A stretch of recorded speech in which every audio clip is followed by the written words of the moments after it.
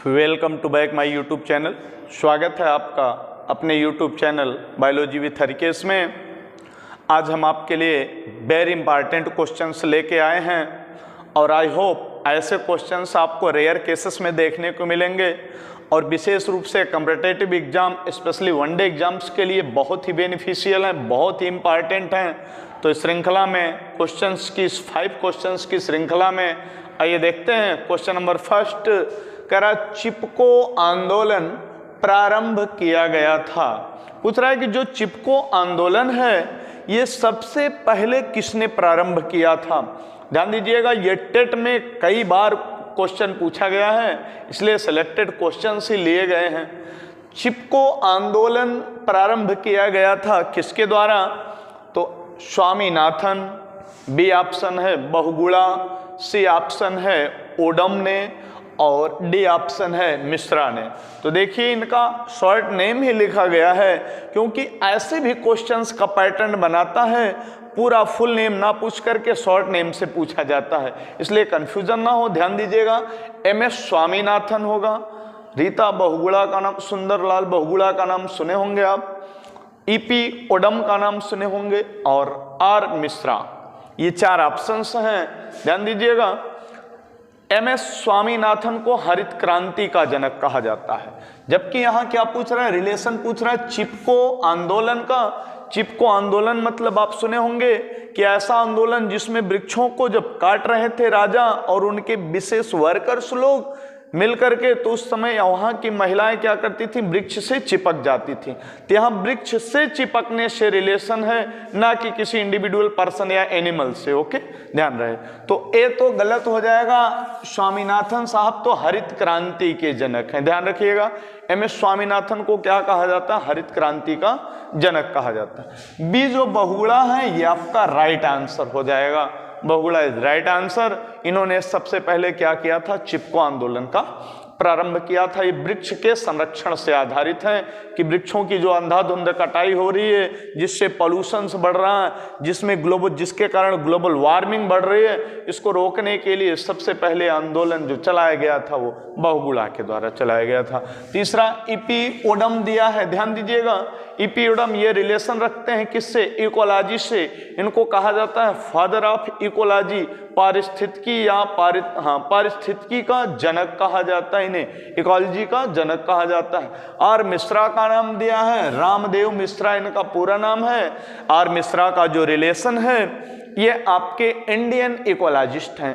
Father of Indian ecologist अगर किसी को कहा जाता है तो वो आर मिश्रा हैं, और ई.पी. ओडम को क्या कहा जाता है, इकोलॉजिस्ट, फादर ऑफ इकोलॉजिस्ट, पारिस्थितिकी का जनक कहा जाता है। ओके, एक वर्ड इससे रिलेटेड और देख लेते हैं।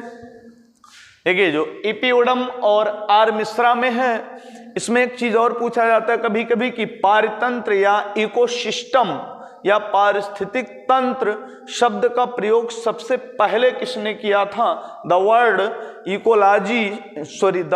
Ecosystem was firstly proposed by, used by, तो उसमें ऑप्शन होगा आपका ए.जी. टांसले। ओके, देखते हैं तो आपका इसमें चिपको आंदोलन में बी ऑप्शन क्या हो गया, राइट आंसर हो गया, बहुगुणा ने। दूसरा है नेपेंथीज होता है।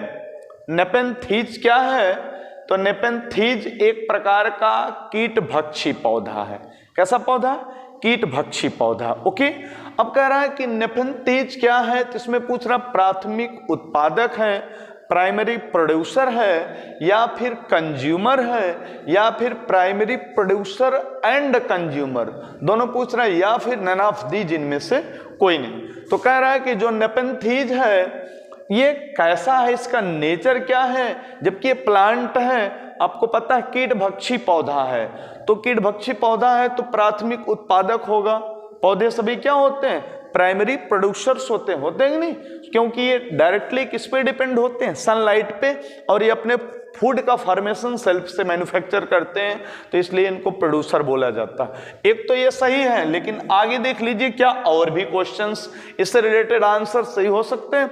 दूसरा कह रहे उपभोक्ता है, क्या ये उपभोग भी करता है, तो जायज से करता है। कीट भक्षी पौधा अर्थात ये कीटों को खाता होगा, और अगर कीटों को खाता है तो ये उत्पादक के अलावा उपभोक्ता भी हो जाएगा। तीसरा कह रहा है प्राथमिक उत्पादक है, प्राइमरी प्रोड्यूसर है, और क्या है, और उपभोक्ता है, और कंज्यूमर भी है।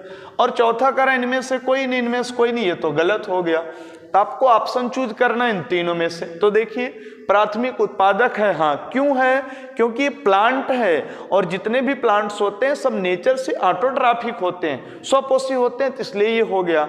लेकिन दूसरा कह रहा है उपभोक्ता है, ऑब्वियसली है, क्यों, क्योंकि ये कीटों को खाता है। कीटों को क्यों खाता है तो पूछा जाता है तो ये अपने बॉडी में क्या करता है, नाइट्रोजन की पूर्ति के लिए, नाइट्रोजन की पूर्ति के लिए क्या करता है, कीटों को खाता है। ऐसे ओपन करके रखेगा, जब कोई कीट आ जाता है धीरे से अपने क्या कर लेता, क्लोज कर लेता है। इसमें कीट क्या हो जाते हैं, कुछ टाइम बाद विशेष प्रकार का एंजाइम सिक्रीट करता है, जिसके कारण कीट डेड हो जाते हैं, और वहां से नाइट्रोजन को ये टेक कर लेता है, ऑब्टेन कर लेता है। ओके, तीसरा कह रहा कि प्राथमिक उत्पादक है क्योंकि प्लांट है, और उपभोक्ता भी क्योंकि कीटों को भी खाता है। तो सी इज राइट आंसर आपका हो जाएगा। जो सी ऑप्शन है ये क्या हो जाएगा, राइट आंसर हो जाएगा। एक चीज और देख लीजिए, अगर ये प्राथमिक उत्पादक है और उपभोक्ता भी है, तो उपभोक्ता है और कीट को खा रहा है, इसलिए यहां पर मांसाहारी भी हो सकता है। अगर पूछता प्राथमिक उत्पादक व मांसाहारी, तब भी आपका राइट आंसर होता है, ठीक है ना। तो नेफेंथीज क्या है, एक कीटभक्षी पौधा है, और ऐसा पौधा जो प्राथमिक उत्पादक भी होता है और उपभोक्ता भी होता है, प्राइमरी प्रोड्यूसर होता है और कंज्यूमर भी होता है, ठीक है। नेक्स्ट पे आ जाइए, क्वेश्चन नंबर थर्ड क्या कह रहा है, थर्ड कारक निम्न में से कौन सा प्लाज्मिड का लक्षण नहीं है। पूछ रहा है कि प्लाज्मिड का कैरेक्टर कौन सा नहीं है नहीं, नहीं है, नेगेटिव आंसर खोजना है। तो पहला देखिए लिखा है स्वतंत्र प्रतिकृतिकरण, सेल्फ रिप्लिकेशन की कैपेसिटी होनी चाहिए। दूसरा कह रहा वृत्तीय संरचना, सर्कुलर स्ट्रक्चर होता है। तीसरा कह रहा स्थानांतरणीय, ट्रांसफर कर सकते हैं इसे। चौथा कह रहा एकल सूत्री, सिंगल थ्रेड होता है। अब देखिए पहले तो आप समझिए प्लाज्मिड क्या होता है। जो प्लाज्मिड होता है ना, इसी को हम और क्या कहते हैं, इसी को हम कहते हैं वेक्टर। क्या कहते हैं, वेक्टर बोलते हैं। प्लाज्मिड को क्या बोलते हैं, वेक्टर बोलते हैं। या इसी को और क्या कह सकते हैं हिंदी में, इसी को आप कहते हैं वाहक, या अंग्रेजी में कहते हैं वेक्टर। ओके, अच्छा इसी को और क्या कहते हैं, इसी को कहते हैं कैरियर ऑफ जेनेटिक मटेरियल। ये आनुवांशिक पदार्थ को एक सेल से दूसरे सेल, एक ऑर्गेनिज्म से दूसरे ऑर्गेनिज्म में इसके द्वारा ट्रांसफर किया जा सकता है। ओके, किसमें पाया जाता है, तो स्पेशली ये बैक्टीरिया सेल्स में और ई कोलाई बैक्टीरिया सेल्स में पाया जाता है, ठीक है। अब देखिए आप इसमें ध्यान दीजिएगा, कह रहा है कि क्या इसमें स्वतंत्र पृथक्कृतकरण की क्षमता होती, सेल्फ रिप्लिकेट कर सकता, ऑब्वियसली कर सकता। ये एक सेल से दूसरे सेल में जाता है तो उसके क्या करता है, मीडियम को एक्सेप्ट करता है, कल्चर मीडियम को, और वहां पर ये मल्टीप्लाई करना शुरू कर देता है। लेकिन यहाँ ऑप्शन क्या चूज, लक्षण नहीं है, ये लक्षण है तो ये तो नहीं होगा। दूसरा कर वृत्तीय संरचना, क्या ये सर्कुलर होता है, बिल्कुल होता है। अगर किसी बैक्टीरिया सेल को ध्यान से देखें, बैक्टीरिया सेल है, इसके अंदर प्लाज्मिड जो पाया जाएगा ना, वेक्टर जो होगा ना, वो बिल्कुल ऐसे होगा। समझ पा रहे हैं नहीं आप, बिल्कुल ऐसे सर्कुलर होता। तो दूसरा तो हो गया वृत्तीय संरचना होती, ये भी होता। तीसरा कह स्थानांतरणीय, क्या इसको ट्रांसफर किया जा सकता, ऑब्वियसली किया जा सकता। यहां से क्या करेंगे, लाइसोजाइम एंजाइम को डालते हैं इसके ऊपर, इसकी वाल क्या हो जाती, बैक्टीरिया को वाल रैप्चर कर जाती, फिर इसको निकालते हैं, किसी फॉरेन डीएनए को ला करके इसमें क्या कर देते हैं, हम जोड़ सकते हैं, जोड़ करके किसी अदर सेल्स में जिसको हमने पहले से सिलेक्ट किया उस सेल के अंदर इसको ट्रांसफर कर देंगे तो आसानी से ट्रांसफर हो जाता है। लास्ट ऑप्शन है एकल संरचना, जबकि कैसे वृत्तीय संरचना और दोहरा है, तो ये वाला ऑप्शन क्या हो जाएगा, राइट हो जाएगा। अर्थात इसका लक्षण या कैरेक्टर कौन सा नहीं, एकल सूत्री। एक चीज और बताएं, इसी प्लाज्मिड को स्पेशली कहा जाता है क्या, एक नाम और है इसका, इस प्लाज्मिड को आप कहते हैं एक्स्ट्रा क्रोमोसोमल मटेरियल। नाम याद रखिएगा, इसे क्या कहते हैं, एक्स्ट्रा क्रोमोसोमल मटेरियल कहा जाता है। अतिरिक्त गुणसूत्री पदार्थ, समझ रहे हैं ना। स्पेशली जो जेनेटिक मटेरियल होता है, आनुवंशिक पदार्थ होता है, वो आपका डीएनए होता है। उसके अलावा बैक्टीरिया सेल में एक सर्कुलर स्ट्रक्चर पाया जाता है, ठीक है। तो आपका फोर्थ क्या हो जाएगा, डी राइट आंसर हो जाएगा। फिर कह रहा देखिए अगला वेरी वेरी इंपॉर्टेंट, टीजीटी में अभी आगामी जो टीजीटी एग्जाम हुआ उसमें रिपीट किया गया क्वेश्चन है, पूछा गया क्वेश्चन है कि घोड़े के नाल के समान कौन सा बीजांड होता है। पूछ रहा है कि ऐसा कौन सा ओव्यूल है जिसका जो स्ट्रक्चर होता है वो हॉर्स के बिल्कुल नाल के समान होता है, ठीक है ना। घोड़े के पैर के नीचे जो नाल नहीं लगता है, कुछ यूं आकार में देखे होंगे आप, यूं आकार में एक नाल नहीं लगता घोड़े के अंदर, तो ऐसे नाल जैसी रचना किस में पाई जाती, किस प्रकार के ओव्यूल्स में पाई जाती है। तो पहला ऑप्शन है एनाट्रोपस ओव्यूल्स, दूसरा हेमीट्रोपस ओव्यूल्स, तीसरा एम्फीट्रोपस ओव्यूल्स और फोर्थ है सर्सिनोट्रोपस ओव्यूल्स। तो देखिए एनाट्रोपस ओव्यूल्स ये तो बिल्कुल उल्टा प्रकार का बीजांड होता है, एकदम उल्टा।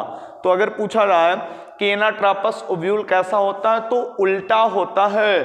और यह 82% प्लांट्स में अकेले सबसे ज्यादा प्लांट्स में पाया जाने वाला ओव्यूल्स है, बीजांड है एनाट्रोपस। इसको प्रतीप प्रकार का बीजांड भी बोलते हैं। क्या बोलते हैं, प्रतीप प्रकार का बीजांड। हेमीट्रोपस नहीं होगा, एनाट्रोपस भी नहीं होगा, एम्फीट्रोपस दैट इज राइट आंसर। एम्फीट्रोपस प्रकार का जो ओव्यूल होता है ये घोड़े के नाल के आकार का होता है। एक्चुअली जब स्ट्रक्चर्स ऑफ ओव्यूल आप देखेंगे ना तो उसमें फ्यूनिकल की संरचना, चलाजा की पोजीशंस और विशेष रूप से प्लेसेंटेशन के आधार पर जब हम उसको डिवाइड करते हैं तो उसमें टाइप्स आप पढ़ेंगे। सर्सिनोट्रोपस नहीं होगा। तो आपको आंसर कौन सा मिला कि घोड़े के नाल के समान कौन सा बीजांड या ओव्यूल होता है, तो आप कहेंगे एम्फीट्रोपस टाइप्स का ओव्यूल। लास्ट क्वेश्चन देखिए, माइकोप्लाज्मा, माइकोप्लाज्मा किस जगत से संबंधित है। पूछ रहा है कि जो माइकोप्लाज्मा ऑर्गेनिजम्स है इसका रिलेशन किस किंगडम से है, कौन से किंगडम को ये कोरिलेट कर रहा है। Option first Monera, second protista, third fungi और फोर्थ है प्लांटी। इनमें से आपको आंसर करना है कि कौन सा आंसर आपका राइट हो सकता है। तो माइकोप्लाज्मा को किस जगत से संबंधित है, ध्यान दीजिएगा। इसी माइकोप्लाज्मा का एक इंपॉर्टेंट नाम और है, सुने होंगे PPLO। ये बहुत ही इंपॉर्टेंट क्वेश्चन है, खूब पूछा जाता है। PPLO इसको स्मॉलेस्ट सेल भी कहा जाता है। क्या कहा जाता है, स्मॉलेस्ट सेल भी कहा जाता है। सबसे छोटी कोशिका होती है PPLO, जो कि एक प्रकार का स्पेशली देखा जाए अगर माइकोप्लाज्मा या PPLO को, तो इसका फुल फॉर्म भी कभी कभी पूछता है। फुल फॉर्म क्या होगा, pleuropneumonia like organism, pleuropneumonia like organisms इसका फुल फॉर्म है। इसी को क्या कहते हैं, माइकोप्लाज्मा भी कहते हैं। किससे रिलेटेड है, तो ये एक प्रोकैरियोटिक्स है। क्या है, प्रोकैरियोट्स है। प्रोकैरियोट्स मतलब समझते हैं कि जिसमें अनडेवलप्ड न्यूक्लियस हो, और न्यूक्लियस अनडेवलप्ड होने के साथ साथ एक फीचर्स और मिलेगा इसमें, क्या कि सेल सिंगुलर होती है, सिंगल सेल होती है और इमेच्योर्ड सेल्स होती है, न्यूक्लियस एब्सेंट होता है, और तो और इसमें सेल ऑर्गेनेल्स भी नहीं पाए जाते हैं। तो देखिए मोनेरा, प्रोटिस्टा, फंजाई और प्लांटी। पीछे से आइए, देखिए प्लांटी मीन्स प्लांट, पादप जगत, फुल डेवलप्ड कोशिका, मल्टी सेलुलर होती, बॉडी ऑर्गेनाइजेशन ऑर्गन लेवल का होता है। ओके, फंजाई जिसको आप कवक कहते हैं, फफूद कहते हैं, इसको भी आप देख सकते हैं, ऑब्जर्व करते हैं। इसमें से एक मिलेगा ऐसा फंजाई जो यूनिसेलुलर होगा, जिसका नाम है ईस्ट। ये भी खूब पूछा जाता है, ईस्ट, ईस्ट, YEAST, ईस्ट। ये एक ऐसा कवक है जो यूनिसेलुलर होता है, एकमात्र ऐसा कवक जो एक कोश की होता है। ओके, तो ये तो नहीं होगा। बाकी प्रोटिस्टा, इसको आप बोलते हैं ना बेसिकली प्रोटोजोआ से, यूनिसेलुलर तो है लेकिन प्रोकैरियोट्स नहीं। कैसे, यूकैरियोट्स हैं, अर्थात जो बॉडी ऑर्गेनाइजेशन होता है सेल लेवल का होता, but cell organelles fully developed होते हैं और न्यूक्लियस भी डेवलप्ड होता है। तो आपका ये क्या हो जाएगा, राइट आंसर हो जाएगा मोनेरा। इसके अंतर्गत जितने भी एनिमल्स आते हैं सबके सब कैसे होते हैं, प्रोकैरियोट्स होते हैं, अनडेवलप्ड होते हैं, न्यूक्लियस अनडेवलप्ड होता है और सेल ऑर्गेनेल्स टोटली एब्सेंट होते हैं। तो ये रहा आपका माइकोप्लाज्मा। और हमारे ऐसे ही क्वेश्चन से डेली के डेली अपडेट होने के लिए आपको हमारे YouTube channel biology with Harkesh को सब्सक्राइब करिएगा, लाइक करिए, कमेंट करिए। कोई भी प्रॉब्लम हो तो थैंक यू। और आप एक स्क्रीनशॉट ले सकते हैं।